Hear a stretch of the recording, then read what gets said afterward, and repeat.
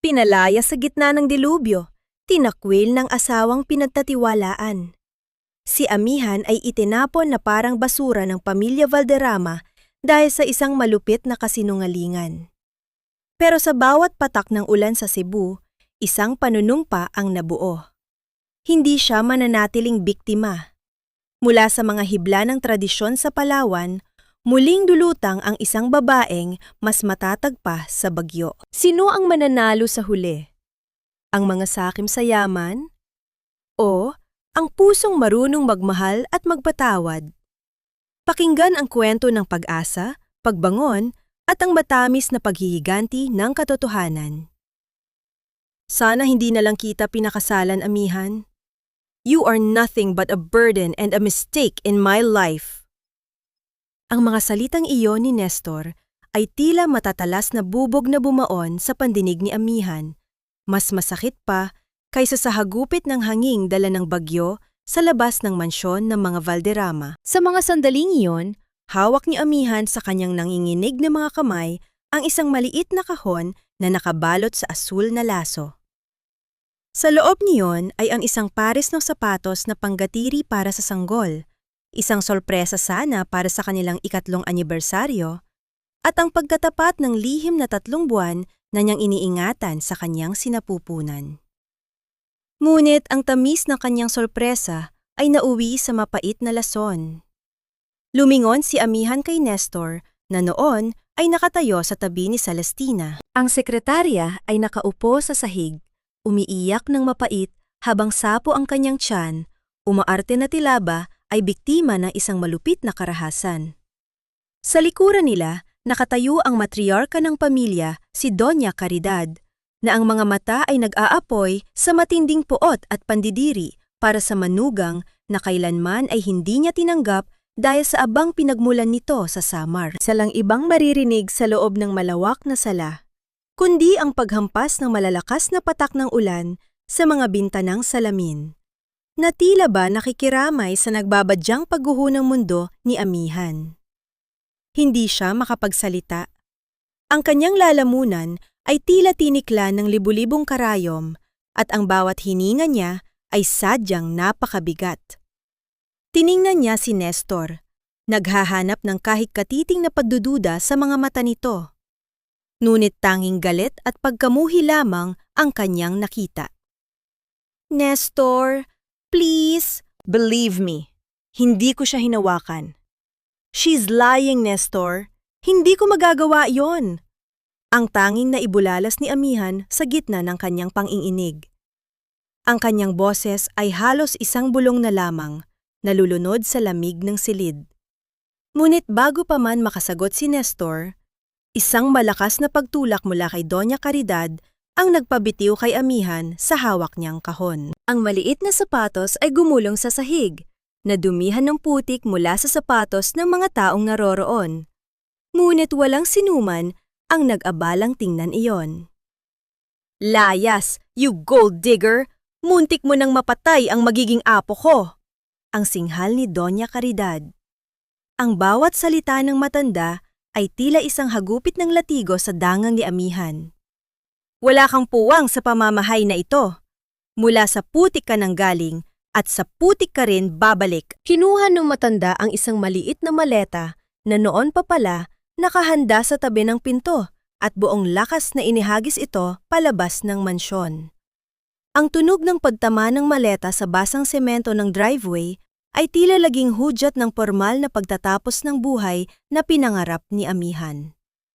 Tumingin si Amihan kay Nestor, ang lalaking pinag-alayan niya ng lahat, ang lalaking pinangakuan siyang puprotektahan siya laban sa mundong ito. Ngunit nanatiling estatwa si Nestor, walang kibo, at ang tanging ginawa ay ang alalayan si Celestina na tumayo. Ang pag-iwas ng tingin ni Nestor ang naging pinakamasakit na sampal na natanggap ni Amihan sa buong buhay niya. Dahan-dahang tumalikod si Amihan. Ang bawat hakbang niya palayong sa sala ay tila paghatak sa kanyang sariling kaluluwa. Paglabas niya sa pintuan, agad siyang sinalubong ng malupit na lamig ng ulan. Ang tubig na bumabagsak mula sa langit ay humahalo sa kanyang mga luha anupat hindi na matukoy kung alin ang mas masakit sa kanyang balat. Lumakad siya patungo sa kanyang maleta, ngunit bago pa man niya ito maabot, naramdaman niya ang isang matinding kirot sa ibabang bahagi ng kanyang tiyan. Ang sakit ay tila isang malamig na kamay na pilit na pinipiga ang kanyang kaloob-looban. Napakapit siya sa malamig na rehas ng gate. Ang kanyang mga tuhod ay unti-unting nanghina hanggang sa mapaluhod siya sa basang lupa. Mula sa malayo, narinig niya ang tunog ng pagsasara ng malaking pintong kahoy ng mansyon. Ang tangi liwanag na nagmumula sa loob ay tuluyan ng naglaho, iniiwan siyang mag-isa sa gitna ng kadiliman at delubyo. Sa gitna ng kanyang pag-iisa, habang ang dugo ay dahan-dahang humahalo sa tubig ulan sa kanyang paanan, isang tanong ang paulit-ulit na umaalingaw-ngaw sa kanyang isipan. Mas nakakabingi kaysa sa kulog na gumuguhit sa langit. Hanggang kailan kailangang magbayad ang isang pusong, tanging alam lang ay magmahal. Para sa mga kasalanang hindi naman niya ginawa. Kahit sa gitna ng malalaking alon, hindi kayang lunurin ng dagat ang ingay ng mga huling salita ni Nestor na tila isang sumpa sa aking pandinig. Ang bawat pag-ugoy ng barkong sinasakyan ni Amihan patungong Palawan ay tila isang malupit na paalala ng kanyang kawalang katiyakan. Ang amoy ng krudo at alat ng dagat ay humahalo sa kalsada ng kanyang lalamunan habang nakaupo siya sa isang sulok ng deck, nakabalot sa isang manipis na kumot na punit-punit na sa gilid.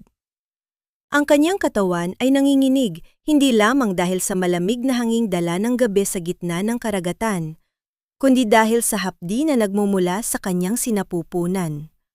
Bawat pintig ng kanyang puso ay tila isang babala. Isang babala na ang munting buhay na kanyang iniingatan ay unti-unti nang bumibitiw. Niyakap ni Amihan ang kanyang sarili. Ang kanyang mga daliri ay mariing nakabaon sa kanyang mga braso upang pigilan ang pagsigaw sa sakit. Sa kanyang isipan, paulit-ulit na bumabalik ang imahe ng sapatos ng sanggol na natapakan sa putikan. Napakabigat ng kanyang mga talukap, ngunit natatakot siyang pumikit dahil sa tuwing gagawin niya yon, ang madilim na mukha ni Doña Caridad at ang malamig na titig ni Nestor ang sumasalubong sa kanya. Nang dumaong ang barko sa Puerto Princesa, ang bukang liwayway ay nagdala ng kulay kahel na langit. Ngunit para kay Amihan, ang mundo ay nananatiling kulay abo. Sa tulong ng kanyang natitirang lakas, binuhat niya ang maletang tila punong-puno ng mga bato sa bigat. Naglakad siya patungo sa terminal ng bus. Bawat hakbang ay isang pakikipagbuno sa pagkahilo. Ang kanyang paningin ay nadidilim, at ang ingay ng paligid, ang sigaw ng mga konduktor at ang takbo ng mga sasakyan ay tila nagiging isang malabong ugong sa kanyang pandinig. Nanay Isabel!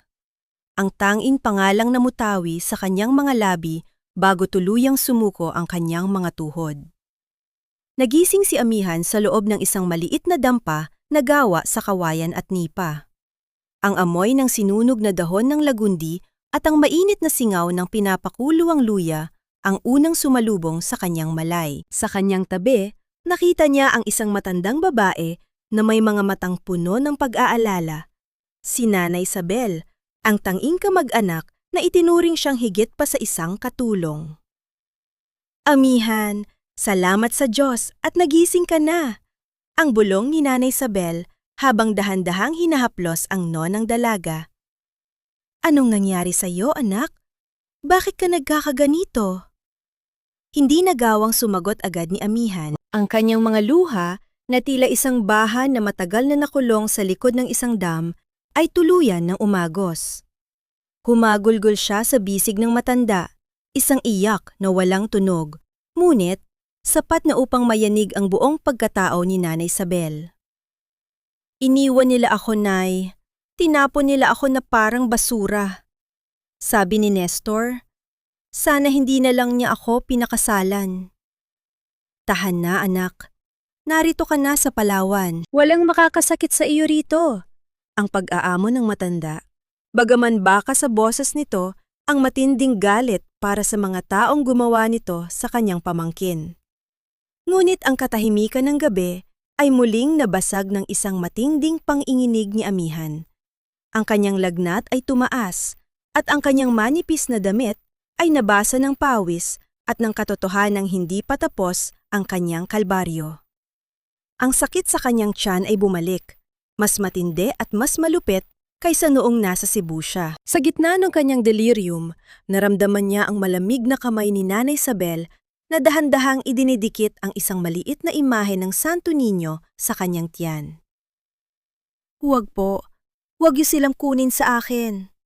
Ang pagsusumamo ni Amihan sa gitna ng kanyang kawalan ng malay. "Sila na lang ang meron ako." Magdamag na nanalangin si Nanay Isabel habang pinupunasan ng basang bimpo ang nag-aapoy na katawan ni Amihan. Ang bawat patak ng tubig na nahuhulog mula sa bimpo patungo sa palanggana ay tila nagbibilang ng bawat sandali ng buhay at kamatayan. Nang sumapit ang madaling araw, nang ang huling bituin sa langit ay magsimula ng maglaho, isang mahimalang katahimikan ang bumalot sa loob ng dampa. Dahan-dahang idinikit ni Nanay Isabel ang kanyang tainga sa tiyan ni Amihan, pinakikinggan ang anumang senyales ng buhay sa gitna ng katahimikan ng kapaligiran. Matagal siyang nanatiling ganoon hanggang sa maramdaman niya ang isang napakahina, ngunit matatag na pagtibok, isang ritmo na sumasabay sa mabagal na paghinga ni Amihan. Hindi lamang isa, kundi dalawang magkahiwalay na pintig ang kanyang narinig. Napaatras ang matanda at napahawak sa kanyang dibdib. Ang kanyang mga mata ay nagniningning sa luha ng kagalakan. Ngunit, habang tinitingnan niya ang maputla at sugatang mukha ni Amihan, isang mabigat na tanong ang nanatili sa hangin. Ang mga batang ito ay nabuhay sa gitna ng dilubyo. Ngunit sapat ba ang pagmamahal ng isang inang wasak ang puso upang protektahan sila mula sa mundong?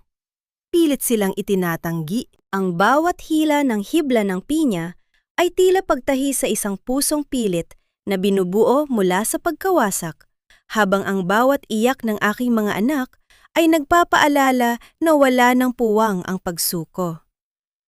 Lumipas ang mga buwan sa Palawan na tila isang mabagal na agos ng ilog.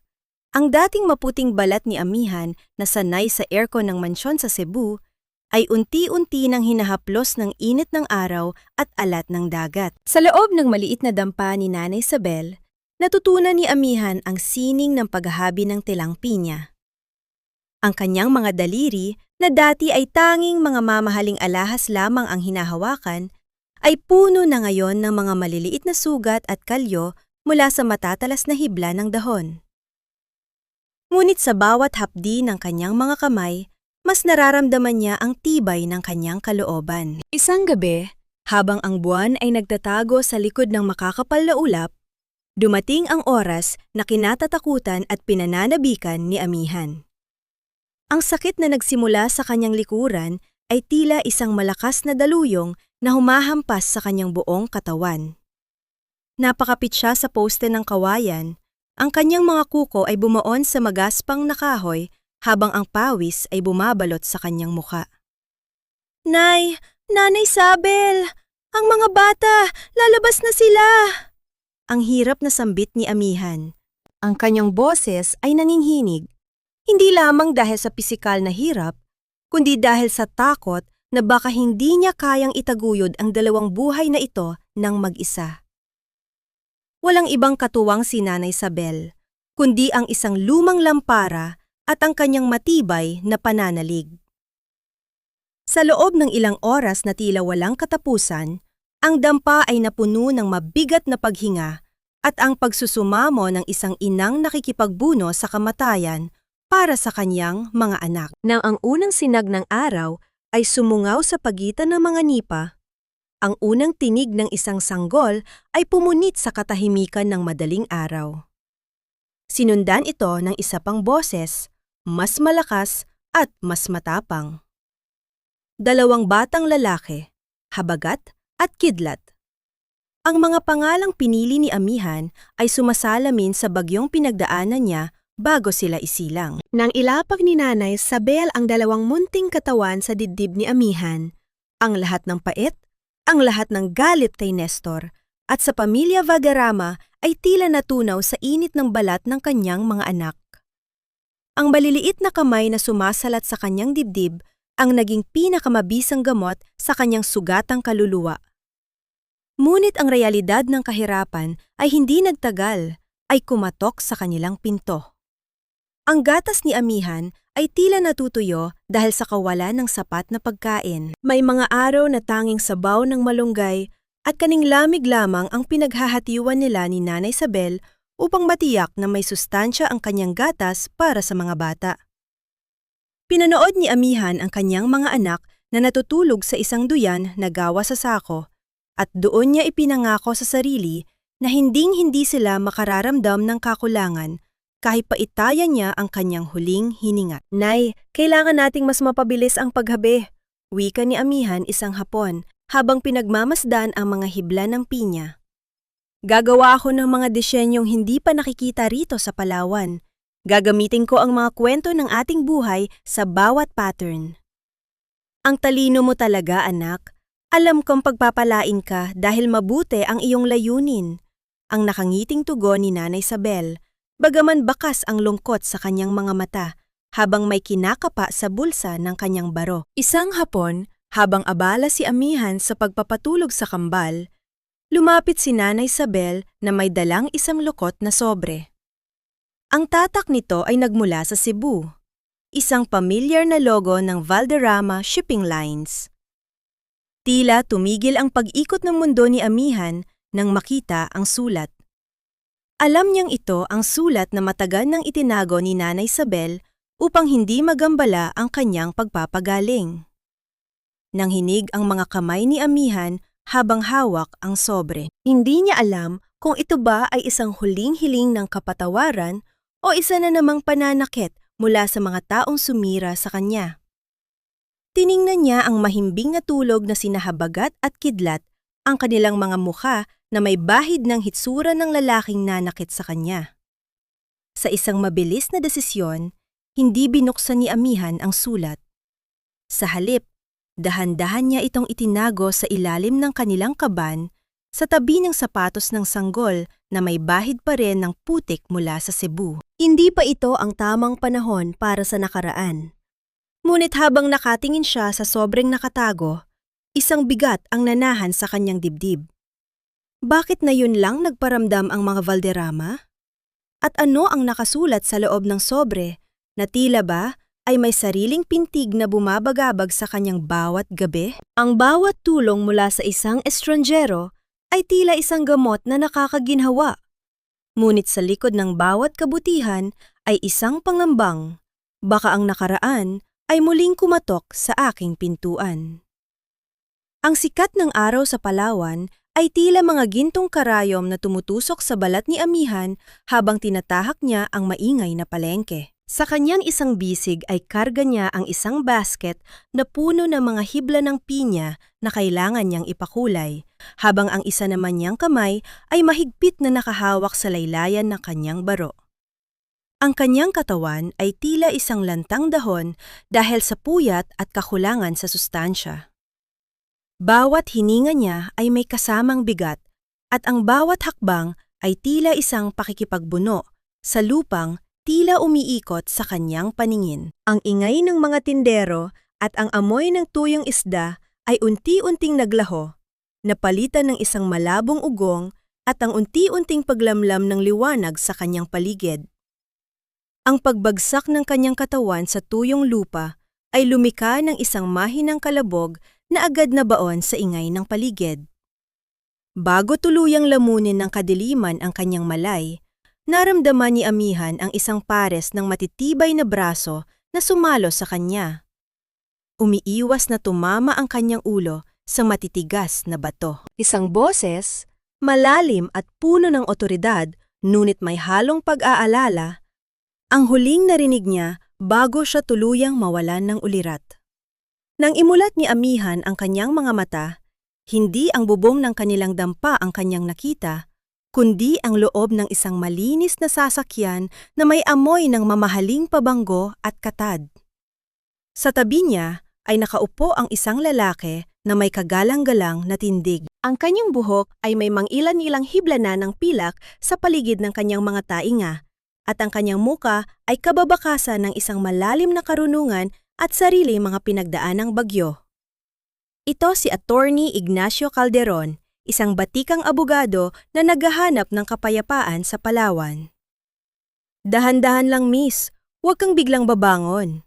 Ang malumanay na wika ni Ignacio habang iniabot ang isang bote ng malamig na tubig. Nawalan ka ng malay sa palengke. Mukhang sobra ang pagod at gutom mo. Salamat po, sir. Attorney? Ang nanginginig na sagot ni Amihan habang pilit na inaayos ang kanyang gusot na damit. Kailangan ko na pong umuwi.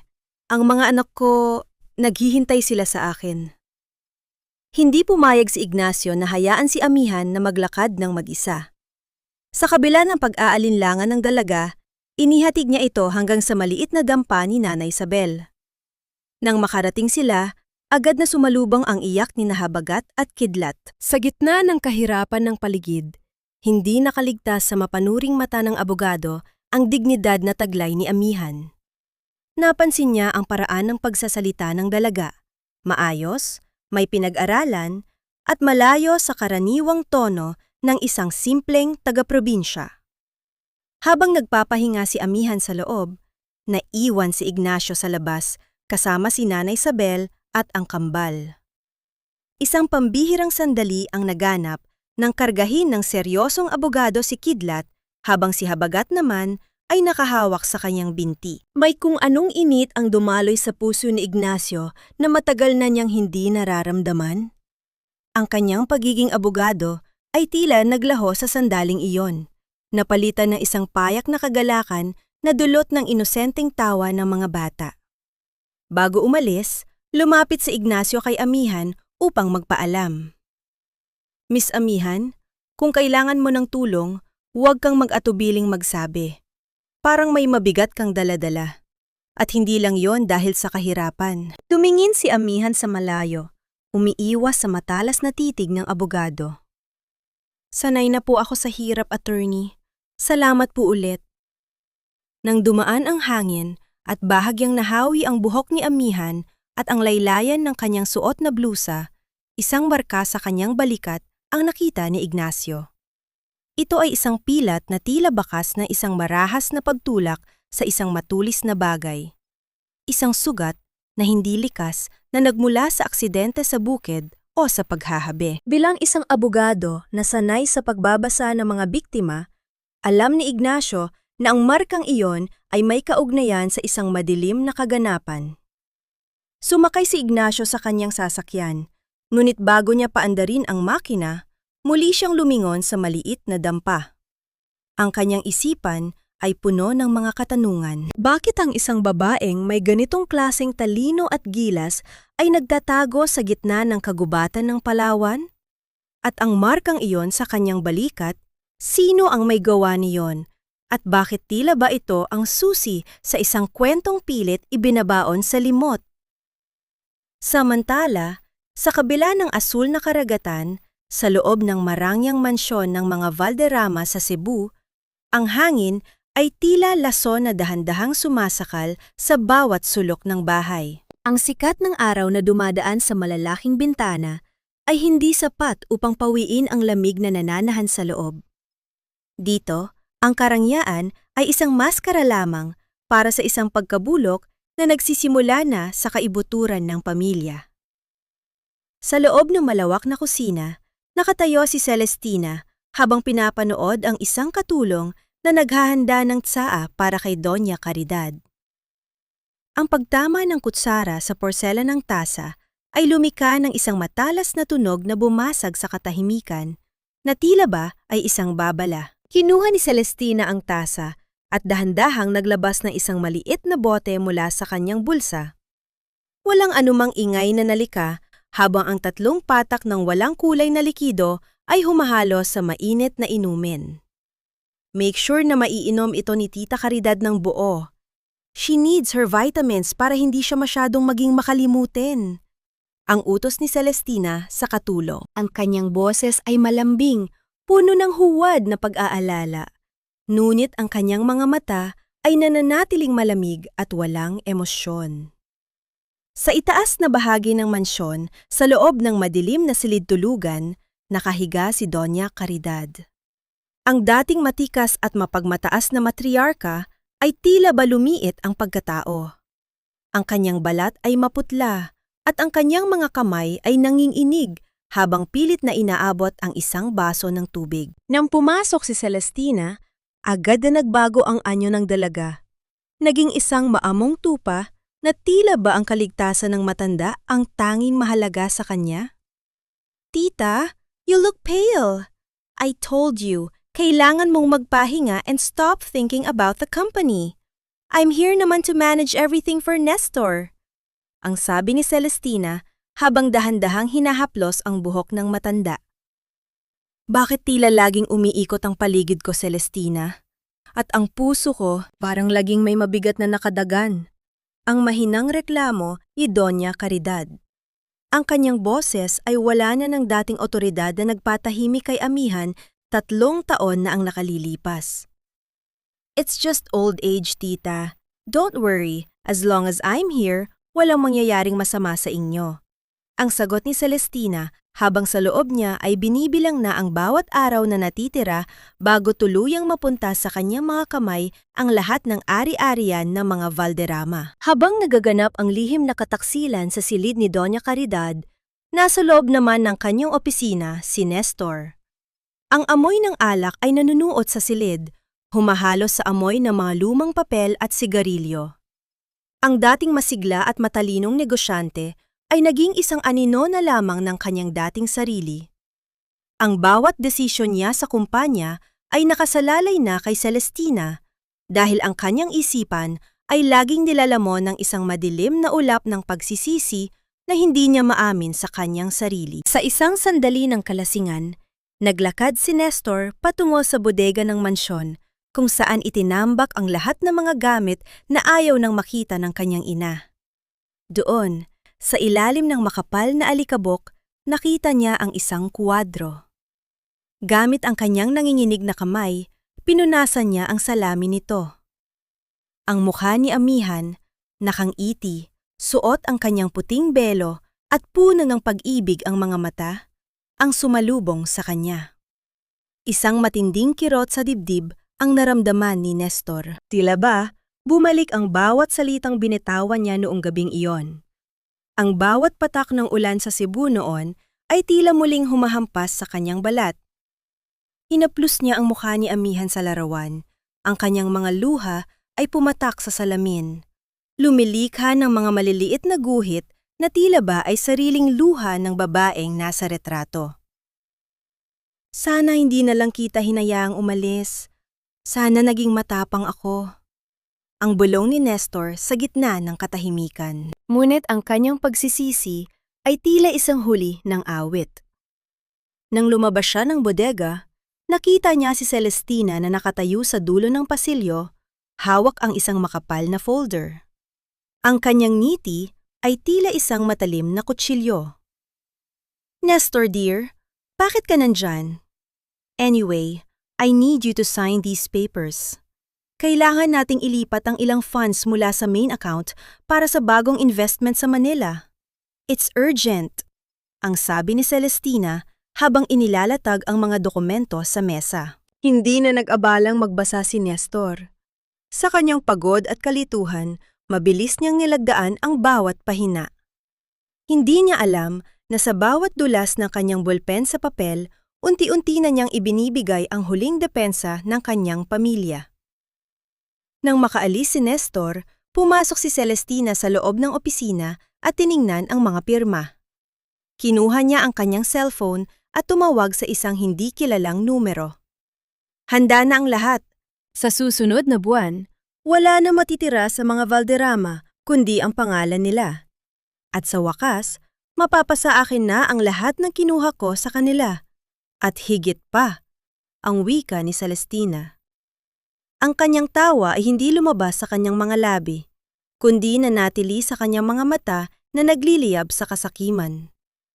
Ngunit habang tinitingnan niya ang labas ng bintana, isang misteryosong notification ang lumitaw sa kanyang screen. Isang larawan mula sa isang lifestyle magazine ang nag-load ng dahan-dahan. Ang muka ng isang babaeng nagngangalang Mina, ang bagong tanyag na designer sa Palawan, ang lumitaw. Isang muka na tila ba ay isang multo mula sa nakaraan na matagal na niyang inakalang patay na. Ang bawat hibla ng himaymay ng pinya na dumadaan sa mga daliri ni Amihan ay tila isang dalangin na dahan-dahang nabubuo. Sa ilalim ng malambot na liwanag ng hapon sa Palawan, ang tunog ng pag-urong at pagtulak ng kahoy na habihan ay nagsisilbing oyayi sa mahimbing na pagtulog ni Habagat at Kidlat. Ang dati magagaspang at sugatang kamay ni Amihan ay naging bihasa na sa sining na ito. Anupat ang bawat disenyo na kanyang nililikha ay nagtataglay ng sariling kaluluwa. Ang tatak na luntian ay hindi na lamang isang maliit na pangarap para sa pamilya, kundi isang simbolo ng kanyang muling pagkabuhay mula sa abo ng nakaraan. Habang maingat na itinatali ni Amihan ang huling bahagi ng isang telang may kulay ng dapit hapon, naramdaman niya ang presensya ng isang tao sa pintuan ng kanyang munting pagawaan. Ang amoy ng sariwang hangin at ang pamilyar na yabag ng mga sapatos sa tuyong damo ang nagpabatid sa kanya kung sino ang dumating. Si Attorney Ignacio Calderon ay nakatayo doon. Hawak ang isang makapal na sobre at isang ngiti na tila ba ay may dalang magandang balita. Amihan, pasensya na kung naabala kita. Ang malumanay na bungad ni Ignacio. I have something for you. Nagbunga na ang lahat ng puyak mo.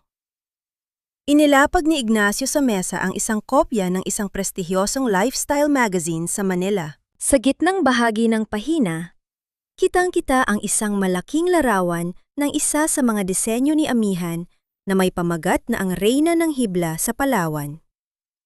Ang artikulo ay pumupuri sa pagiging natatangi at matikas ng kanyang gawa, na sinasabing ito ang bagong muha ng tradisyonal na kasuotan sa bansa.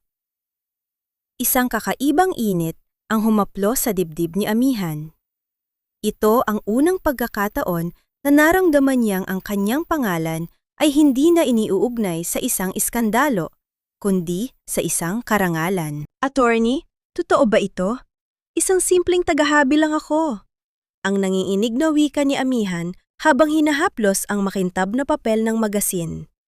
Hindi ka lang simpleng tagahabi, Amihan. You are an artist. Ang tugon ni Ignacio habang dahan-dahang lumalapit. Sa sandaling iyon, ang distansya sa pagitan nila ay napuno ng isang uri ng paghanga na higit pa sa propesyonal na ugnayan. Nakikita ng mundo kung ano ang nakita ko noong unang beses kitang makilala, isang babaeng matatag at may busilak na puso. Bilang pasasalamat, kinuha ni Amihan ang isang maliit na balot na kanina pa niya inihanda. Dahan-dahan niyang inilabas ang isang kulay abo na scarf na gawa sa pinakamahusay na hibla ng pinya na may borda ng maliliit na alon sa gilid.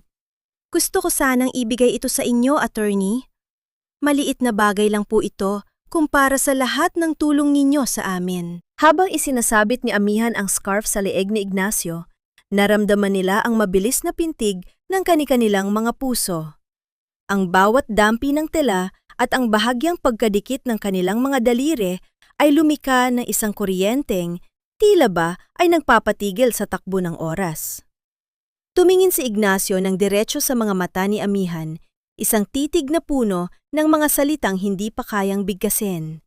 Ngunit sapat na upang malaman ni Amihan na siya ay ligtas at pinahahalagahan.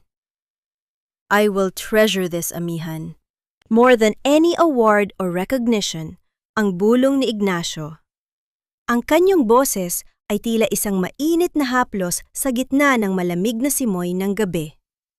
Ngunit ang katahimikan ng kanilang sandali ay muling nabasag nang buksan ni Ignacio ang sobreng dala niya. Ang kanyang mukha ay bahagyang nagseryoso habang inilalabas ang isang imbitasyon. Amihan, this is from the National Fashion Council. They want you to represent Palawan sa isang grand showcase sa Manila next month. Ito na ang pagkakataon mong makilala ng lubusan. Napabitaw si Amihan sa dulo ng scarf. Ang kagalakan sa kanyang puso ay biglang napalitan ng isang malamig na pangamba. Ang Manila ay masyadong malapit sa Cebu. Ang liwanag ng entablado ay nangangahulugan din ng panganib na muli siyang makita ng mga taong pilit niyang tinatakasan. Attorney, paano kung makilala nila ako? Paano kung muling guluhin ng pamilya Valderrama ang buhay ko at ng mga anak ko? Ang tanong ni Amihan, ang kanyang boses ay muling binalot ng takot na matagal na niyang ibinaon. Tiningnan ni Ignacio ang dalawang batang mahimbing na natutulog sa tiyan bago muling humarap kay Amihan. Hinawakan niya ang kamay ng dalaga. Isang mahigpit at matatag na hawak na tila ba ay isang pangako ng proteksyon. Hindi kita pababayaan, Amihan. Haharapin natin sila kung kailangan. Ngunit, huwag mong hayaan na ang takot sa kahapon ay magnakaw sa tagumpay mo ngayon. Nang umalis si Ignacio, naiwan si Amihan na nakatingin sa imbitasyon sa ibabaw ng kanyang habihan. Ang bawat hibla ng kanyang buhay ay tila muling hinihila patungo sa isang direksyong hindi niya inaasahan. Tatanggapin ba niya ang hamon upang tuluyang makalaya o mananatili siyang nagtatago sa anino ng kanyang nakaraan habang ang bawat pagtibok ng kanyang puso ay nagsasabing hindi pa tapos ang kanyang kwento? Ang bawat hakbang ni Ignacio sa sementadong kalsada ng Cebu ay tila pagtapak sa isang lupang puno ng mga nakabaong lihim at tinik. Habang ang hangin ng lusod ay humahampas sa kanyang muka, hindi niya mapigilang makaramdam ng isang matinding bigat sa kanyang dibdib. Narito siya upang hanapin ang mga piraso ng katotohanang matagal nang ipinagkait kay Amihan, ang mga sagot na magpapalaya sa isang pusong pilit na ikinulong sa anino ng maling paratang. Ang gusali ng St. Jude Medical Center ay nakatayo ng may karangyaan. Ngunit para kay Ignacio, ang bawat pasilyo nito ay kababakasan ng isang malansang transaksyon. Bilang isang batikang abogado, alam niya kung paano basahin ang takot sa likod ng mga mata ng isang tao. Sa loob ng opisina ni Dr. Villafuerte, ang katahimikan ay tila isang makapal na pader na naghihiwalay sa kasinungalingan at sa hustisya. Ang bawat paggalaw ng kamay ng orasan sa dingding ay tila isang mabigat na hatol na nagpapadiin sa tensyon sa loob ng silid. Doktor, hindi ako narito bilang isang kaaway. Narito ako para sa katotohanan. Ang malumanay, ngunit matigas na wika ni Ignacio habang inilalatag ang ilang dokumentong nakuha niya mula sa kanyang mga source. Ang record ni Celestina Rojas noong gabing dinala siya rito 3 taon na ang nakalilipas. Alam natin pareho na may hindi tugma. Walang sapat na ebidensya na nagkaroon ng seryosong trauma na magdudulot ng pagkawala ng isang sanggol. Ang doktor ay napalunok. Ang kanyang mga daliri ay mariing nakakapit sa gilid ng kanyang mesa habang ang pawis ay dahan-dahang namumuo sa kanyang noo. Attorney, matagal na yon. Ang mga Valderrama ay malaking donor ng ospital na ito. Hindi ganun kadali ang magsalita? Ang mas mahirap, doktor, ay ang mabuhay sa ilalim ng isang kasalanang alam mong pumatay sa dangal ng isang inosenteng tao. Ang tugon ni Ignacio. Ang kanyang boses ay tila isang talim na dahan-dahang humihiwa sa depensa ng kausap. Sabihin mo sa akin, nasaan ang ultrasound report bago ang sinasabing aksidente? Nasaan ang pathology report ng fetus? Sa isang mahabang buntong hininga na tila ba ay pagpapakawala ng isang mabigat na pasanin, sa wakas ay bumigay ang doktor. Ang kanyang boses ay tila isang bulong na lamang na halos hindi marinig sa gitna ng ugong ng aircon sa silid. Walang fetus, attorney. Walang batang nawala dahil wala namang batang nabuo sa sinapupunan ni Miss Rojas. Lahat ng records ay pinayuhan kaming baguhing kapalit ng isang malaking halaga. Ang pag-amin na yon ay tila isang kidlat na tumama sa puso ni Ignacio. Bagaman inaasahan na niya ito, ang marinig ang kumpirmasyon ay nagdulot sa kanya ng isang matinding poot para sa mga taong nagpahirap kay Amihan. Ngunit hindi doon nagtatapos ang kanyang misyon. Kailangan niya ng isang saksi na hindi kayang bayaran ng salapi. Isang saksi na may sariling sugat mula sa pamilya Valderrama. Natagpuan ni Ignacio si Elena sa isang maliit na pamayanan sa labas ng lungsod. Ang dating personal na katulong ni Amihan ay mukhang matanda na kaysa sa kanyang tunay na edad. Ang kanyang mga mata ay laging nakatingin sa paligid na tila ba ay may kung anong kinatatakutan. Nang makita niya si Ignacio, agad siyang tumalikod upang pumasok sa loob ng kanyang maliit na bahay. Ngunit mabilis siyang nahawakan ng abogado sa braso, isang hawak na hindi mapanakit kundi puno ng pagsusumamo. Elena, si Amihan ito. Buhay siya at mayroon siyang 2 anak, ang sabi ni Ignacio. Ang pangalang Amihan ay tila isang mahiwagang salita na nagpatigil sa paghinga ni Elena. Dahan-dahan siyang humarap, ang kanyang mga luha ay nagsimulang gumuhit sa kanyang kulubot na pisngi. Akala ko po ay kinuha na siya ng dagat. Noong gabing pinalaya siya ni Doña Caridad, wala akong nagawa kundi ang umiyak sa isang sulok. Tinanggal po nila ako dahil nakita ko si Miss Celestina na naglalagay ng kung anong gamot sa inumin ng matanda. At nakita ko rin siyang sadyang tumalon sa hagdan nang siguradong nakatingin si Sir Nestor. Pinakinggan ni Ignacio ang bawat detalye ng kwento ni Elena. Ang bawat salita ay tila isang hibla ng katotohanang bumubuo sa isang nakakahindik na larawan ng kataksilan. Hindi lamang pala si Amihan ang biktima.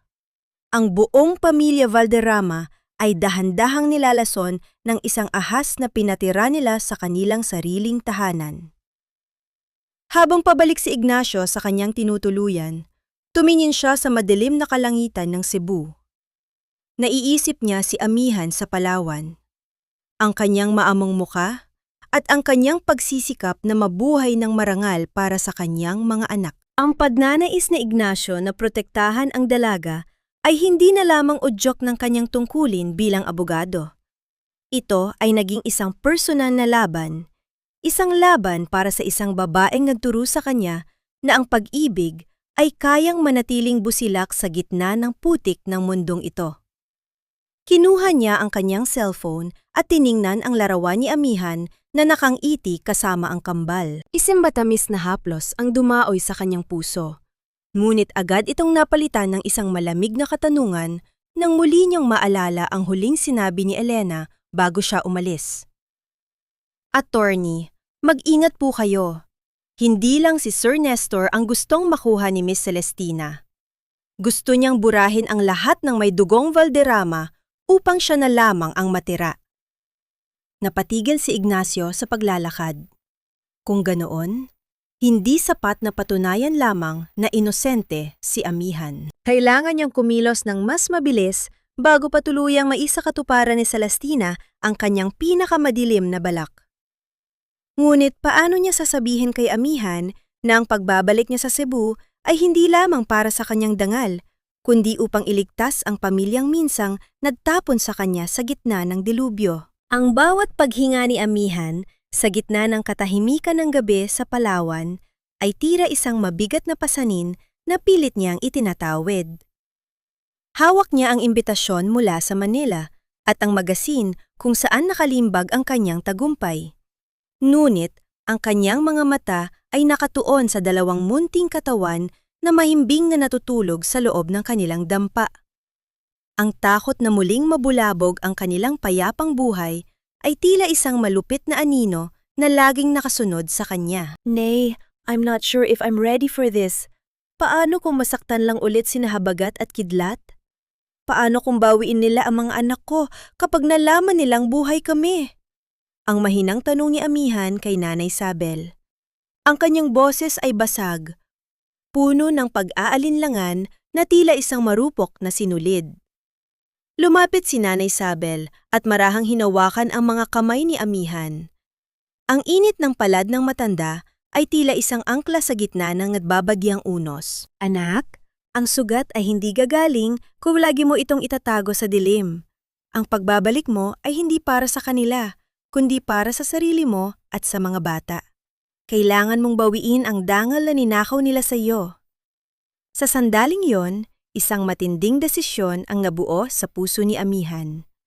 Tumayo siya at kinuha ang isang matalas na gunting na ginagamit niya sa paghahabi. Humaharap siya sa isang lumang salamin. Tinitingnan ang kanyang sarili, ang babaeng pinalayas, nabaon sa putik at muntik ng sumuko sa buhay. Ang kanyang mahabang buhok na naging saksi sa bawat pagluhod at pagluha niya sa Cebu ay tila isang kadena ng nakaraan. Ang bawat talim ng gunting ay gumuguhit sa katahimikan ng silid, habang ang mahahabang hibla ng kanyang buhok ay isa-isang nahuhulog sa sahig. Ang bawat pagputol ay tila pagbitiw sa bigat ng kanyang kahapon. Nang matapos siya, isang bagong amihan ang sumalamin. Maikli ang buhok, matalas ang tingin, at may tindig na hindi na muling yuyuko sa sinuman. Ang kanyang mukha ay hindi nakakikitaan ng isang biktima, kundi ng isang reynang handang bawiin ang kanyang kaharian. Kasabay nito, ang pagdating ni Ignacio mula sa Cebu ay nagdala ng huling piraso ng katapangan na kailangan ni Amihan. Inilatag ng abogado ang mga dokumentong naglalaman ng katotohanan tungkol kay Celestina at sa pekeng selyo ng ospital. Amihan, everything is set. Hindi ka na nag-iisa sa laban na ito. I have the evidence that will clear your name. But more than that, I will be right beside you every step of the way. Ang seryosong wika ni Ignacio. Ang kanyang mga mata ay nagniningning sa katapatan, isang uri ng suporta na kailanman ay hindi naramdaman ni Amihan kay Nestor. Salamat, attorney. Thank you for believing in me nung ako mismo, hindi ko na kaya. Ang malambot na tugon ni Amihan. Ang kanilang mga mata ay nagtagpo. At sa loob ng ilang sandali, ang tensyon ng gagawing paglalakbay ay napalitan ng isang tahimik na pag-unawa. Ang kislap ng pasasalamat sa mga mata ni Amihan ay tila isang liwanag na nagbibigay ng init sa malamig na gabi. Samantala, sa isang madilim na sulok ng opisina ng mga Valderrama sa Cebu, si Nestor ay nakaupo habang tila nilalamon ng kawalan. Ang amoy ng alak ay nananatiling matapang sa hangin. Walang anumang ingay sa loob ng silid maliban sa kanyang mabigat na paghinga. Kinuha niya ang isang lifestyle magazine na iniwan ng kanyang sekretarya sa mesa. Dahan-dahan niyang inilipat ang mga pahina hanggang sa tumigil ang kanyang paningin sa isang artikulo tungkol sa isang tanyag na designer mula sa Palawan. Ang babaeng nasa larawan ay may maikling buhok, suot ang isang eleganteng barong na gawa sa pinya at nakatingin sa kamera ng may kakaibang tapang. Ang pangalan sa ilalim ng larawan ay Mina, ngunit ang mga mata nito, ang mga matang puno ng pangarap at misteryo, ay hindi kayang itago ng anumang bagong pangalan. Nabitawan ni Nestor ang baso ng alak na hawak niya. Ang likido ay kumalat sa sahig, tila isang mansa na hindi na mabubura. Ang kanyang puso ay nagsimulang bumayo ng mabilis, isang kaba na tila ba ay nakakita siya ng isang multo na matagal na niyang ipinagdarasal na muling magpakita. Amihan? Ang pabulong na sambit ni Nestor. Ang kanyang boses ay puno ng pang-ininig at hindi makapaniwalang pag-asa. Ang larawan sa magasin ay tila sumasagot sa kanya ng may malamig na katahimikan. Ngunit habang tinititigan niya ang mukha ng babaeng minsan niyang tinapon, isang nakakapangilabot na katanungan ang pumasok sa kanyang isipan. Ang babaeng ito ba ay ang amihan na minahal niya noon? O isang estrangerong nagbalik upang ipamukas sa kanya ang lahat ng kanyang pagkakamali? Ang bawat hakbang ni Amihan sa makintab na marmol na sahig ng mansyon ng mga Valderrama ay tila isang matatag na pagbawi sa bawat sentimetro ng dignidad na ninakaw sa kanya 3 taon na ang nakalilipas. Ang hangin sa loob ng tahanang iyon ay nananatiling mabigat at malamig, amoy ng mamahaling pabango at lumang kasangkapan na tila ba ay pilit na itinatago ang baho ng kataksilan sa ilalim ng karangyaan. Suot ang isang disenyong barong na gawa sa pinakamahusay na hibla ng pinya mula sa Palawan, ang kanyang maikling buhok ay lalong nagbigay diin sa talas ng kanyang mga mata at sa kurbada ng kanyang panga na hindi na marunong manginig sa takot. Sa tabi niya, si Attorney Ignacio Calderon ay nakatayo ng may gilas. Ang kanyang presensya ay nagsisilbing isang hindi matitinag na kuta na nagpoprotekta kay Amihan. Nang pumasok sila sa malawak na sala, ang lahat ng atensyon ay natuon sa kanila. Ang paghinto ng bawat pag-uusap ay lumika ng isang nakabibinging katahimikan na tila ba ay isang hatol na naghihintay na mabigkas. Sa gitna ng silid, nakatayo si Nestor. Ang baso ng alak na hawak niya ay dahan-dahang nanghina sa kanyang pagkakahawak, habang ang kanyang mga mata ay nananatiling nakadikit sa mukha ng babaeng nasa kanyang harapan. Ang kanyang paghinga ay tila napatid at ang bawat ugat sa kanyang leeg ay bumabayo sa matinding gulat at hindi maipaliwanag na saya na may halong takot. Amihan? Ang pabulong na sambit ni Nestor. Ang boses niya ay basag, tila isang luma at kalawing na makinang pilit na pinaaandar. Is it really you? Buhay ka? Hindi umiti si Amihan. Hindi rin siya nagpakita ng anumang galit. Ang kanyang mukha ay tila isang kalmado, ngunit malalim na dagat. I am here as the creative head of Luntian Designs, Mr. Valderrama. Narito kami para sa nakatakdang pagpupulong tungkol sa inyong planong pakikipag-partner sa amin. Please proceed. Bago pa man makasagot si Nestor, ang tunog ng mabibigat at de-autoridad na yabag mula sa hagdanan ang bumasag sa tensyon. Si Doña Caridad ay dahan-dahang bumababa. Ang kanyang muka ay puno ng dati pa ring pagmamataas at puot. Nang makita niya ang kanyang dating manugang, ang kanyang mga labi ay bumaluktot sa isang ngisi ng paghamak. Anong klaseng palabas ito? Ang kumpanya natin ay nasa krisis. At ngayon ay haharap tayo sa isang hamak na tagahabi na nagpapanggap na prinsesa? Ang singhal ng matanda. Lumapit siya kay Amihan at dahan-dahang itinaas ang kanyang kamay, tila balak na haplusin ang pisingin nito sa isang condescending na paraan. Isang kilos na dati ay ginagamit niya upang iparamdam kay Amihan ang kanyang pagiging mababa. Sa isang mabilis, ngunit eleganteng pagkilos, bahagyang iniwas ni Amihan ang kanyang muka. Hindi niya hinayaan na kahit dulo ng daliri ng matanda ay dumampi sa kanyang balat. Tumingin siya ng diretsyo sa mga mata ni Doña Caridad, isang titig na hindi man lang kumurap sa gitna ng mapanghusgang tingin ng matanda. Ang kamay na yan ang huling nagtulak sa akin palabas sa ulan, Doña Caridad. Ang malumanay, ngunit malamig na wika ni Amihan. Huwag yan ang dungisan muli ang katahimikan ko. I am no longer the girl you can push around. Ang luntian ang tanging pag-asa nyo upang maisalba ang bumabagsak ninyong kumpanya. Kaya kung ako sa inyo, matututo akong gumalang. Ang bawat salita ni Amihan ay tila isang sampal sa mukha ng matriarka. Napaurong si Doña Caridad, ang kanyang mukha ay namula sa hiyang hindi niya inakalang mararamdaman sa harap ng maraming tao. Sa isang sulok, nakatayo si Celestina. Ang kanyang mukha ay kasing putla ng porselan ng tasa na hawak niya. Ang takot sa kanyang mga mata ay tila isang apoy na dahan-dahang lumalamon sa kanyang binuong kapangyarihan. Nang magkaroon ng sandaling break ang pagpupulong, sinundan ni Celestina si Amihan patungo sa hallway na patungo sa banyo. Ang katahimikan sa pasilyo ay tila punong-puno ng kuryente. Inarangan ni Celestina ang daan ni Amihan. Ang kanyang mga mata ay naniningkit sa galit at desperasyon. You think you're so smart, don't you? Akala mo ba matatakot mo ako sa pagbabalik mo? I am the woman Nestor chose. Ako ang nanalo, Amihan. At hinding-hindi ko hahayaan na aguin mo ang posisyon ko sa bahay na ito. Ang pagalit na bulong ni Celestina, ang kanyang boses ay tila isang ahas na sumisitsit sa dilim. Huminga ng malalim si Amihan at dahan-dahang lumapit kay Celestina, sapat na upang maramdaman ng huli ang init ng kanyang hininga. Wala akong pakialam sa posisyon mo, Celestina.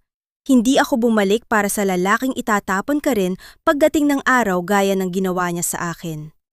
Bumalik ako para sa katarungan. Katarungan? Who will believe you? Nestor believes me.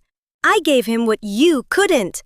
Ang patuloy na paghamon ni Celestina, bagaman ang kanyang mga kamay ay nanginginig na sa tabi ng kanyang katawan.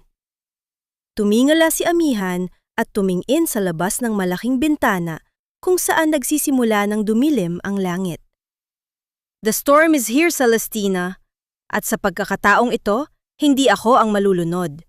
Ikaw ang sisiguraduhin kong lulunurin ng sarili mong mga kasinungalingan. Iniwan ni Amihan si Celestina na nakatayo doon, nanginginig sa takot at galit.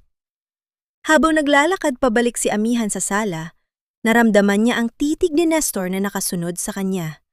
Isang titig na puno ng pagsusumamo at mga tanong na alam ni Amihan na hindi na niya kailanman sasagutin.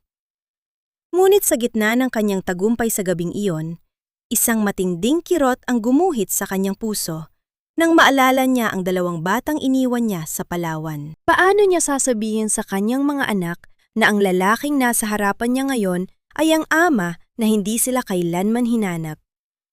At sapat ba ang katarungan upang punan ang puwang na iniwan na isang amang hindi kailanman naging totoo? Ang bawat sandali sa loob ng boardroom ng Valderrama Shipping Lines ay tila isang dahan-dahang pag-ikot ng lubid sa leeg ng mga may sala. Ang malamig na buga ng aircon ay hindi sapat upang pawiin ang malapot na tensyong bumabalot sa bawat opisyales na nakaupo sa paligid ng mahabang mesang nara. Sa dulo nito, nakaupo si Amihan. Ang kanyang likod ay tuwid na tila isang kawayang hindi kayang baliin ng kahit anong lakas ng hangin.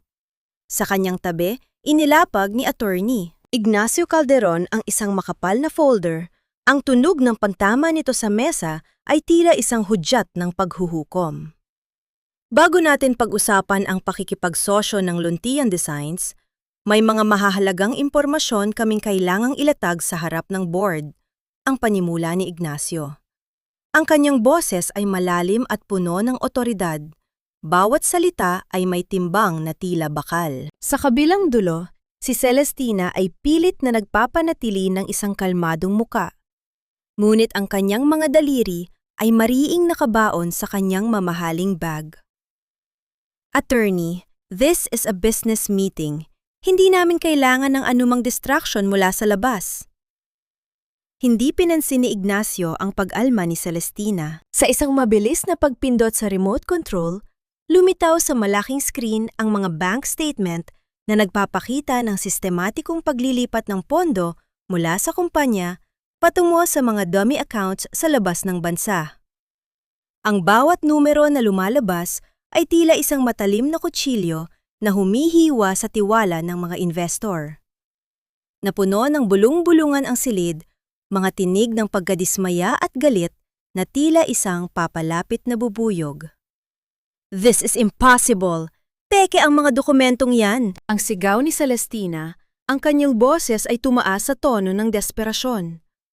Tumingin siya kay Nestor, naghahanap ng katuwang. Nestor, don't just sit there! Gagawin ba nating katatawanan ang kumpanya sa harap ng mga taong ito? Ngunit si Nestor ay tila isang aninong nakapako sa kanyang kinauupuan. Ang kanyang mga mata ay hindi nakatingin sa screen, kundi kay Amihan, sa babaeng pilit na umiiwas sa kanyang titig. Ang kanyang puso ay bumabayo ng mabilis, isang kaba na hindi niya maipaliwanag. Hindi lang yan, Mr. Valderrama. Ang pagpapatuloy ni Ignacio, ang kanyang boses ay lalong naging seryoso. Narito rin ang sinumpaang salaysay ni Dr. Villafuerte at ang tunay na medical records ni Miss Celestina Rojas 3 taon na ang nakalilipas. Ang record na magpapatunay na hindi kailanman nagkaroon ng pagdadalang tao at walang anumang aksidente nga ganap na ikinawala ng isang sanggol. Sa sandaling iyon, ang katahimikan sa loob ng boardroom ay naging kasing bigat ng isang sementadong pader.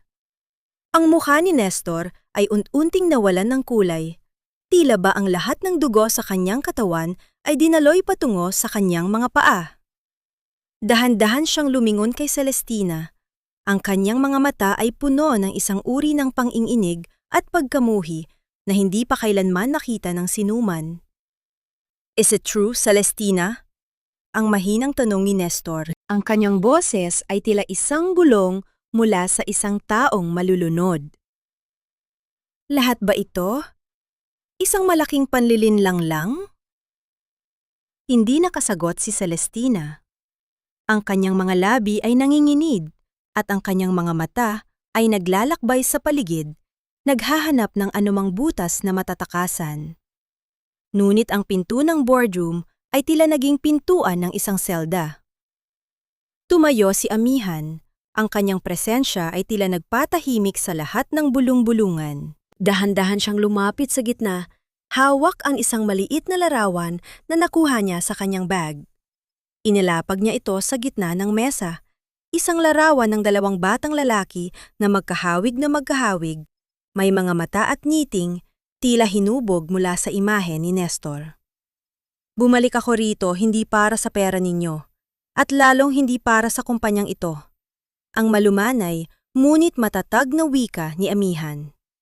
Ang bawat salita niya ay tila isang haplos na may kasamang hapdi. Narito ako upang ipakilala sa inyo sina Habagat at Kidlat, ang mga tunay na tagapagmana ng pamilya Valderrama na itinapon ninyo sa gitna ng dilubyo dahil sa isang kasinungalingan.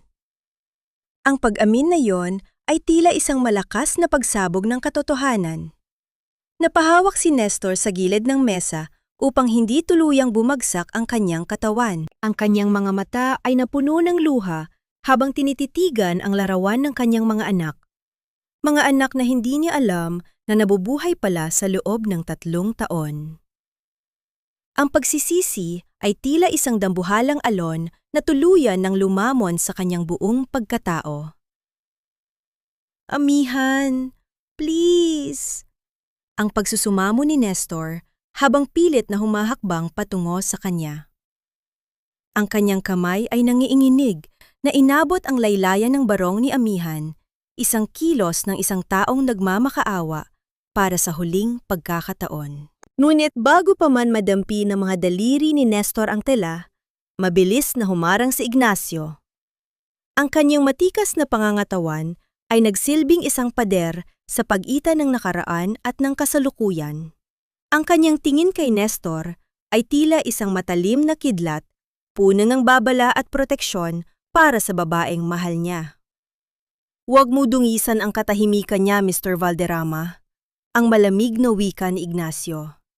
Masyado ng maraming luha ang naubos niya dahil sa iyo. Ngayon, hayaan mong ang katarungan naman ang magsalita.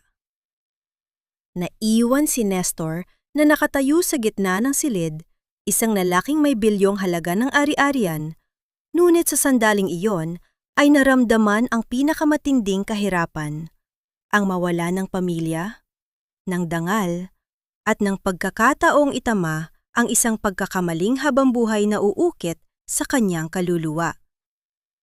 Tumingin siya sa larawan ng kanyang mga anak at sa unang pagkakataon, naramdaman niya ang tunay na kahulugan ng salitang huli na ang lahat. Ang mga huling sandali ng maruming laro ni Celestina ay nagtapos hindi sa isang marahas na pagsabog, kundi sa isang malamig na pagtanggap ng katotohanan. Ang bawat hakbang ng mga otoridad sa makintab na sahig ng boardroom ay tila pagbibilang ng mga natitirang segundo ng kanyang kalayaan. Ang tunay na dulas ng bakal na posas nang idampi ito sa mga pulso ni Celestina ay naging huling hudyat ng kanyang pagbagsak. Ang kanyang mga hiyaw ng pagtanggi ay tila isang sugatang hayop na pilit kumakawala. Ngunit wala nang sinuman sa silid ang nag-abalang tumingin sa kanya ng may awa. Ang bawat mata ng mga investor at opisyales ay puno ng pagkamuhi para sa ahas na dahan-dahang pumatay sa tiwala ng kumpanya. Sa loob ng malawak na silid-tulugan ni Doña Caridad, ang hangin ay tila mas lalong bumigat. Ang matriarka ay nakasandal sa kanyang malalambot na unan. Ngunit ang kanyang anyo ay tila isang tuyot na dahon na anumang oras ay tatangayin ng hangin. Ang mga pagsusuring medikal na dinala ni Ignacio ay nagpaliwanag sa lahat. Ang dahan-dahang paghina ng kanyang puso at ang paglabo ng kanyang alaala ay hindi dahil sa katandaan, kundi dahil sa lason na unti-unting inihahalo ni Celestina sa kanyang tsaa araw-araw.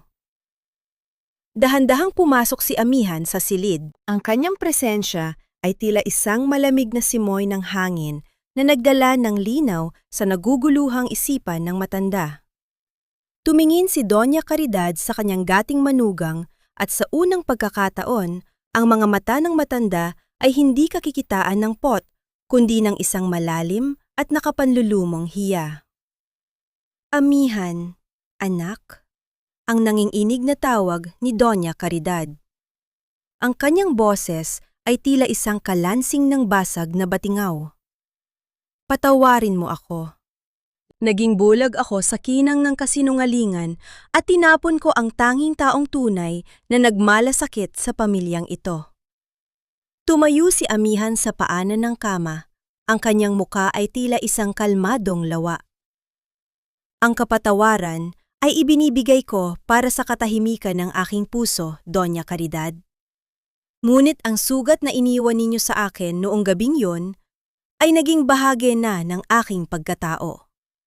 Hindi ito basta mabubura ng isang pag-amin sa huling sandali sa labas ng silid, sa malawak na pasilyo kung saan dati ay masiglang naglalakad si Amihan bilang asawa ni Nestor, naghihintay ang lalaking minsang naging mundo niya. Si Nestor ay nakasandal sa pader. Ang kanyang mga mata ay mapula at ang kanyang tindig ay tila isang taong pasan ang buong daigdig. Nang makita niya si Amihan, agad siyang lumuhod sa sahig. Ang kanyang mga tuhod ay lumika ng isang mahinang tunog sa malamig na marmol. Amihan, please, let me make it up to you. Let me be a father to Habagat and Kidlat. Ang pagmamakaawa ni Nestor habang ang kanyang mga luha ay pumatak sa sahig, tila mga ulan na walang katapusan. I was a coward. I was a fool. Pero mahal kita, Amihan. Mahal na mahal ko kayo. Dahan-dahang binuksan ni Amihan ang kanyang bag at inilabas ang isang maliit na bagay na nakabalot sa isang maduming panyo. Inilapag niya ito sa harap ni Nestor. Ito ang pares ng sapatos ng sanggol na may bahid pa rin ng tuyong putik mula sa kalsada ng Cebu 3 taon na ang nakalilipas. Ito lang ang natira sa atin, Nestor. Ang sapatos na ito ang dapat ay sorpresa ko sa iyo noong gabing pinalayas mo ako. Ang malumanay na wika ni Amihan. Ang bawat salita niya ay tila isang mahabding haplos sa kaluluwa ng lalaki.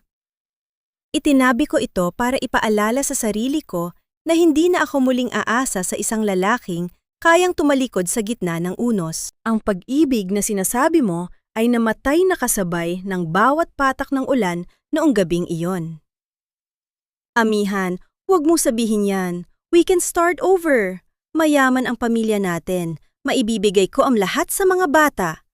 Ang desperadong hirit ni Nestor habang pilit na hinahawakan ang laylayan ng damit ni Amihan. Huminga ng malalim si Amihan at dahan-dahang inalis ang kamay ni Nestor. Ang yaman mo ay hindi makakabili ng 3 taon na wala silang ama. Hindi nito mababayaran ang bawat gabing nagugutom kami sa Palawan habang ikaw ay nalulunod sa alak at kasinungalingan. I don't need your money, Nestor. I built my own life. I found my own shelter. Tumalikod si Amihan at naglakad patungo sa labas ng mansyon.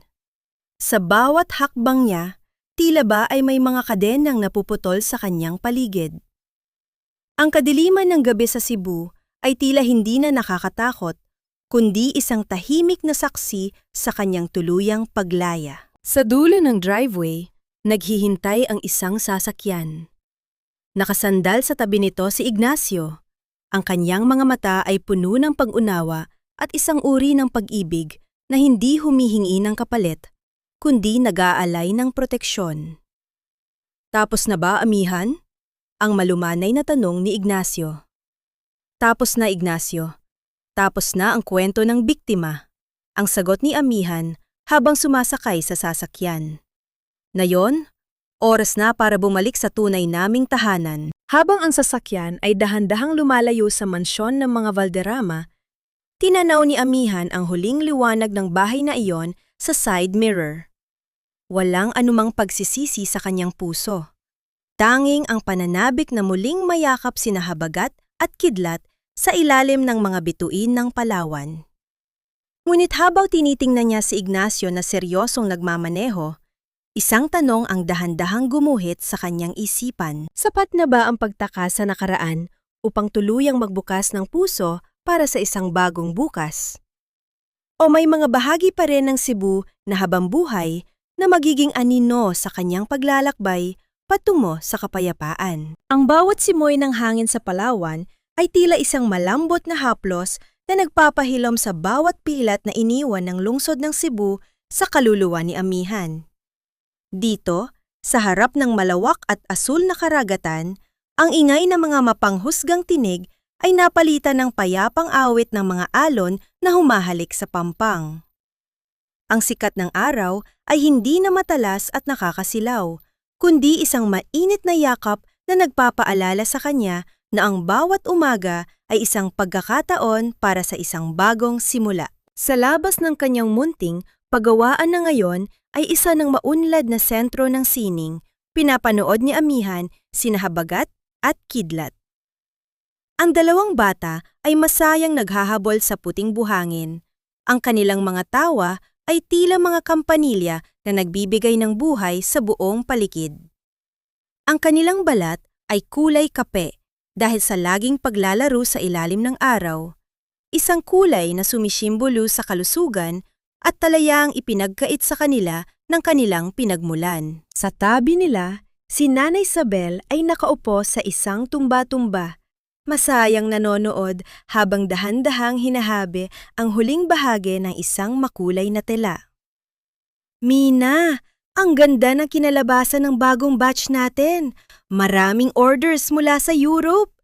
Ang masayang tawag ng isa niyang tauhan. Napangiti si Amihan. Ang tatak na luntian ay hindi na lamang isang paraan ng pagbangon, kundi isang tulay upang matulungan ang iba pang mga kababaihan sa kanilang komunidad. Ang bawat hibla ng tela ay naging simbolo ng pag-asa. Ngunit sa likod ng kanyang tagumpay, alam ni Amihan na may isang mahalagang bahagi pa ng kanyang buhay ang nananatiling naghihintay ng huling tuldok. Habang ang araw ay dahan-dahang lumulubog at nagpinta ng kulay lila at kahel sa kalangitan, isang pamilyar na anino ang lumitaw sa tabing dagat. Si Attorney Ignacio Calderon ay naglalakad patungo sa kanya. Ang kanyang mga kamay ay nasa bulsa ng kanyang pantalong linen at ang kanyang buhok ay bahagyang ginugulo ng hangin. Wala siyang dalang makapal na folder o mga dokumento ngayon. Tanging ang isang payapang ekspresyon na tila ba ay nakahanap na rin ng sariling kanlungan. You look beautiful tonight, Amihan. Mas maliwanag pa sa dapit hapon. Ang malumanay na wika ni Ignacio nang makalapit siya. Bahagyang namula ang mga pisingi ni Amihan, isang pakiramdam na matagal na niyang akalang naglaho lakasama ng kanyang kabataan. Nambobola ka na naman, Attorney. Akala ko ba ay nasa Manila ka para sa isang hearing? I finished early. Hindi ko kayang tagalan ang ingay ng syudad kung alam kong ang katahimikan ko ay narito sa Palawan. Ang sagot ni Ignacio. Huminto siya sa tabi ni Amihan at sabay silang tumingin sa abot tanaw. Amihan, 3 taon na ang nakalilipas mula noong nakita kita sa palengke. Marami na tayong pinagdaanan. Salamat sa lahat, Ignacio. Kung hindi dahil sa'yo, baka hanggang ngayon ay nagtatago pa rin ako sa takot. Ang tapat na tugon ng dalaga. Dahan-dahan niyang naramdaman ang mainit na palad ni Ignacio na dahan-dahang bumalot sa kanyang kamay. Ang bawat daliri ng lalaki ay tila nagbibigay ng isang uri ng seguridad na hindi humini ng anumang kapalit. Dahan-dahang humarap si Ignacio kay Amihan. Ang kanyang mga mata ay nagniningning sa ilalim ng huling sinag ng araw, puno ng isang uri ng pag-ibig na nalinang sa gitna ng mga pagsubok at pagtitiwala. Amihan, hindi ko maipapangako na hinding-hindi ka na makakaranas ng ulan. Pero maipapangako ko na sa bawat bagyong darating, hindi ka natatayo ng mag-isa sa labas. I want to build a home with you, Not just a shelter, but a lifetime of protection for you, Habagat, and Kidlat. Walang anumang ingay na nalika nang ilabas ni Ignacio ang isang maliit na palus na kahon. Sa loob nito ay isang singsing na may disenyong hango sa mga hibla ng dinitik na ginto, kasing pino ng telang hinahabi ni Amihan. Hindi ito kasing garbon ng mga alahas ng mga Valderrama, ngunit ito ang pinakamahalagang bagay na nakita ni Amihan dahil ito ay simbolo ng katotohanan. Amihan Luntian, will you let me be your partner, not just in law, but in life? Ang pabulong na tanong ni Ignacio. Ang mga luha ni Amihan ay dahan-dahang gumuhit sa kanyang mga pisngi. Hindi na luha ng pait, kundi luha ng isang pusong sa wakas ay nahanap na ang kanyang hantungan. Yes, Ignacio. Yes. Habang isinusuot ni Ignacio ang singsing, naramdaman ni Amihan ang isang uri ng kagaanang tila ba ay tinanggalan siya ng 1,000 toneladang bigat sa kanyang dibdib. Sa sandaling iyon, ang kanyang cellphone sa loob ng kanyang bulsa ay dahan-dahang umilaw at nag-vibrate. Ang screen ay nagpakita ng isang hindi kilalang numero mula sa Cebu. Isang tawag na, alam niyang nagmumula kay Nestor. Tiningnan ni Amihan ang screen. Ang pangalan ni Nestor ay hindi na nagdudulot ng anumang panginginig sa kanyang kalamnan. Wala na ang galit, wala na ang pot. Tanging isang malawak na distansya na lamang ang namamagitan sa kanila. Hinawakan niya ang kamay ni Ignacio ng mas mahigpit at, nang walang pag-aalinlangan, dahan-dahang pinindot ni Amihan ang pindutan upang patayin ang tawag. Inilagay niya ang cellphone sa ibabaw ng mesa at tinalikuran ito. Naglakad sila ni Ignacio patungo sa pampang kung saan tumatakbo ang kanyang mga anak patungo sa kanila. Sa bawat hakbang ni Amihan sa buhanginan, tila ba ay isinusulat niya ang huling kabanata ng kanyang lumang buhay at ang unang pahina ng isang kwentong puno ng pag-asa. Ang gabi ay dahan-dahang gumabalot sa Palawan, ngunit para kay Amihan, ang kadiliman ay hindi na nakakatakot. Sa piling ni Ignacio at ng kanyang mga anak, alam niyang ang tunay na kanlungan ay hindi matatagpuan sa loob ng 4 na pader ng isang mansyon, kundi sa loob ng isang pusong natutong magpatawad, bumangon at muling magmahal ng walang takot. Lumipas ang marami pang panahon at ang mga sugat na dati ay tila hindi na maghihilom ay naging mga pilat na lamang na nagsisilbing dekorasyon sa katatagan ni Amihan. Sa pampang ng El Nido, ang paaralan ng paghahabi na kanyang itinayo ay naging isang buhay na patotoo na ang bawat hibla ng buhay ay maaaring pagdugtungin muli upang makalika ng isang mas magandang obra maestra. Ang tunay na kayamanan para kay Amihan ay hindi na masusukat sa ginto o sa pangalan ng mga Valderrama, kundi sa malayang paghinga at sa katahimikan ng bawat gabi. Sa loob ng paaralan, pinagmamasdan ni Amihan ang mga kabataang masayang nag-aaral ng sining ng paghahabi. Sa tabi niya, si Ignacio ay hindi na lamang isang abogado, kundi ang katuwang niya sa bawat pangarap. Ang kanilang ugnayan ay tila isang tilang maingat na hinabe. Matibay, may tamang balanse ng init at lamig, at hindi basta-basta mapapatid ng anumang unos. Nang dumaan ang hangin at dinala ang amoy ng dagat, naramdaman ni Amihan ang isang uri ng kaligayahan na hindi nakadepende sa kahit na sino, kundi nagmumula sa sarili niyang pagkilala sa kanyang halaga. Nabalitaan niya mula sa mga pahayagan na ang mansyon ng mga Valderrama sa Cebu ay dahan-dahan ng nababalot ng katahimikan. Si Doña Caridad ay nananatiling mahina ang pangangatawan, ginugugol ang kanyang mga huling araw sa pagdarasal para sa kapatawarang alam niyang mahirap makamit. Si Nestor naman ay tuluyan ang lumayo sa mundo ng negosyo. Nabalitaan ni Amihan na ginagamit na nito ang kanyang natitirang yaman upang pondohan ang mga orphanage at foundation para sa mga inabandunang ina. Isang tahimik na paraan ng paghingi ng tawad sa mundong minsang kinalimutan niya. Hindi na naramdaman ni Amihan ang pangangailangang makita ang pagsisisi ni Nestor. Ang malamang nagsisikap itong maging mabuting tao ay sapat na para sa kanya. Mina, look! Nakakuha si Kidlat ng mataas na grade sa sining. Ang masayang balita ni Ignacio habang ipinapakita ang isang papel. Ngumiti si Amihan at sumandal sa balikat ni Ignacio.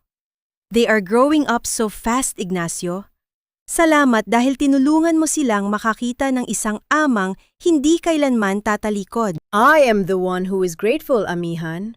Dahil sa inyo, nahanap ko ang tunay na kahulugan ng katarungan. Ang ibalik ang dignidad sa mga taong kinuha ito ng mundo. Ang malumanay na tugon ni Ignacio habang hinahaplos ang kamay ni Amihan kung saan nagniningning ang kanilang singsing. Habang ang araw ay tuluyan nagpapaalam sa abot-tanaw, ang buong komunidad ng Palawan ay nababalot ng isang ginintuang liwanag. Ang mga alon ay dahan-dahang humahalik sa buhanginan.